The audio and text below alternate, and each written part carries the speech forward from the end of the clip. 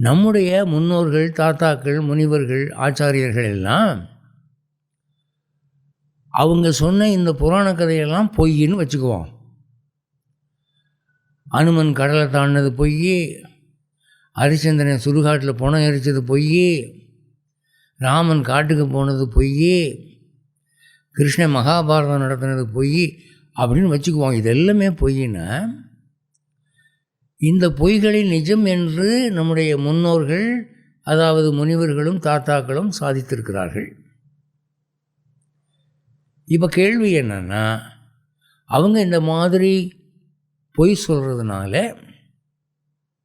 அவங்களுக்கு என்ன பலன் கிடைத்தது?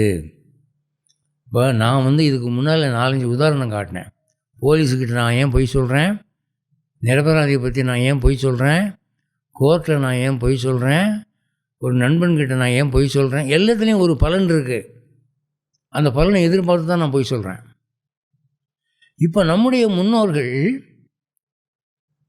நடக்காத, நம்ப முடியாத விஷயங்களை பொய்யாக, புராணங்களாக சொல்லியிருக்கிறார்கள் என்றால், இந்த பொய் சொன்னதுனால அவர்கள் அடைந்த பலன் என்ன?